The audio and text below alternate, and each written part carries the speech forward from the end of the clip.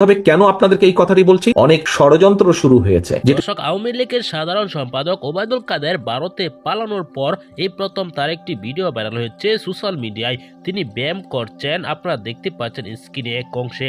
আপনারা জানেন ওবায়দুল কাদের এতদিন দেশে ছিলেন, কার বাসায় ছিলেন তা নিয়ে এবার খেপে গিয়ে একই বললেন তারেক রহমান। এবার ফেসে যাচ্ছেন আসিফ নজরুল। কিভাবে তিনি দেশ ত্যাগ করেছেন তা নিয়ে চমৎকার কিছু আলোচনা রয়েছে এই ভিডিওতে।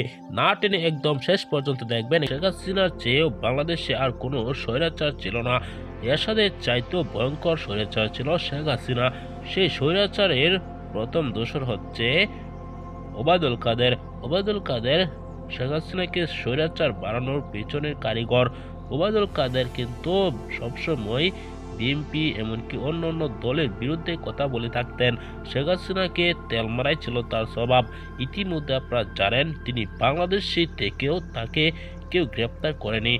কিছুদিন আগে সাংবাদিক ইলিয়াস হুসাইন কিন্তু বলেছিলেন তিনি দেশে ছিলেন, তারপরও তাকে গ্রেপ্তার করা হয়নি। কোথায় ছিলেন সেটি তো পুলিশ তদন্ত করে বের করবে, কিন্তু সেটি করতে পারেনি পুলিশ। অবশেষে জানা গিয়েছে তিনি 8 তারিখে দেশ ছেড়েছেন, ভারতে আশ্রয় নিয়েছেন।